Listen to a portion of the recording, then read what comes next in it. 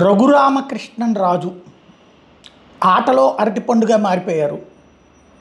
ఇప్పుడు చివరికి ఏ ఛానళ్ళల్లో అయితే హైలైట్ అయ్యారో పాపం ఆ ఛానళ్ళోళ్ళు మహా టీవీ వంశీకి అభినందించాలా ఆ వాయిస్ వినిపించినందుకు. టీవీ5 ఏబిఎన్ కూడా ఏమైనా వినిపిస్తాయేమో చివరి మాటల కిందన. ప్రాక్టికల్గా ఏంటి ఆయన అడుగుతున్నటువంటి మాట, భారతీయ జనతా పార్టీతో నాకు ఇప్పించలేకపోవడం ఆయన తప్పు అంటారు. భారతీయ జనతా పార్టీతో ఆయన ఇప్పించేది ఏంటి? ఫస్ట్ రఘురామకృష్ణ చెప్పాల్సిన సమాధానం, బీజేపీలో నాకున్నది పలుకుబడి అని చెప్పింది ఎవరు? మరి ఆయనగా తెచ్చుకోవాల్సింది.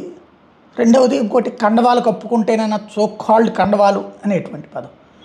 అదేమంటే కృష్ణప్రసాద్కి ఇచ్చారు కదా బాపట్ల, నాకెందుకు ఇవ్వరు అన్నటువంటిది. కృష్ణప్రసాద్ చివరి నిమిషంలో వచ్చి సాధించగలిగాడు, అసలు ఈయనకి ఎందుకు ఇవ్వలేదు? మరి అప్పుడు దాని వెనకాల ఉన్నది ఎవరు? చంద్రబాబు అవుతారా, అటు జగన్ అవుతారా? ఇంకోటి, జగన్ ఇన్ఫ్లుయెన్స్తో జరుగుతోంది అని నమ్మిద్దాం అనుకుంటే హ్యాపీ కదా. అది తెలుగుదేశం ఏమని చెప్తుంది, జనంలోకి తీసుకెళ్తున్న పాయింట్ ఏంటి? జగన్ పలుకుబడి లేదు, మోడీ దగ్గరకు మేమే పలుకుబడి, కాబట్టి రేపు మోడీ మళ్ళీ వస్తున్నాడు కాబట్టి కూటమికి మేమందరం ఉన్నాం కాబట్టి నేనే నాయకత్వం వహిస్తున్నాను కాబట్టి నాకు ఓటేమని చంద్రబాబు అడుగుతున్నాను. ఇప్పుడు ఈ కూటమి మీద నాకు పలుకుబడి చంద్రబాబు కంటే జగన్కే ఎక్కువ ఉందని ఈయన చెప్పడం ద్వారా తెలుగుదేశాన్ని దెబ్బకొట్టడమే కదా. ఇది రెండో పాయింట్. మూడోది వచ్చేటప్పటికే ఉండి కాదు, నాకు ఇంకోటి కాదు, విజయనగరం కాదు. అసలు ముందు ఏది ఇస్తారో తేల్చుకోండి. ఇప్పటికైనా సరే అతిశయం,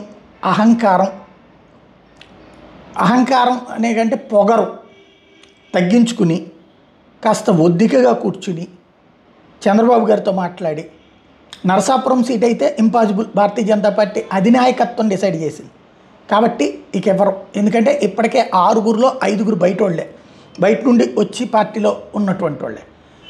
ఏకైక ఒక్క శ్రీనివాస వర్మ మాత్రమే పార్టీ నుండి ఉన్నటువంటి. ఇక అతనికి కూడా ఇవ్వకపోతే వాళ్ళ అధిష్టానం మీద వాళ్ళ కార్యకర్తలకే విరక్తి కలిగే స్థితిలో ఇచ్చారు. అది మార్చరు. ఇంకా ఏం కోరుకుంటాం మనం? విజయనగరం కోరుకుంటామా? లేకపోతే కనుక 4 ఉన్నాయి కదా, పోనీ కడపే కోరుకోండి, మంచి పబ్లిసిటీ వస్తుంది ఈ 4 రోజులు. కడప కోరుకోండి, శుభ్రంగా అద్భుతంగా ఉంటుంది. ప్రచారం కావాలనుకుంటే కడప, ఖర్చు పెట్టుకుని కొంత కష్టపడ్డామంటే గెలవడానికి అవకాశం ఉండేటువంటిది విజయనగరం. లేదు అంటే ఒంగోలు మాగుంటను కాదని ఈయనకి ఇస్తారనుకోను. ఇంకోటి, అక్కడ సామాజిక సమీకరణలో పొరపాటును కూడా రాజుగారికి ఇయ్యరు కాబట్టి వీటిట్లో ఇక అనంతపురంలో రెడ్డి లేకపోతే బీసీ, అక్కడ కూడా ఇవ్వరు. ఇప్పుడున్న ఏకైక ఆప్షన్ అదొక్కటే. ఏదో లాక్కొచ్చి బీజేపీ నుండి ఇస్తారనేటువంటి భ్రమలో నుంచి బయటపడి ఏదో తిడితే 4 రోజులు పబ్లిసిటీ హ్యాపీ, ఇంకో 2-3 రోజుల తర్వాత మీరు ఇంకో 2 రోజులు తిట్టారనుకోండి రాజుగారు, ఇక ఆ తర్వాత ఏ పేపర్ ఏ ఛానల్ కవర్ చేయదు. అప్పుడు మీకు మళ్ళీ సాక్షిలో చెప్పుకోవాల్సి వస్తుంది.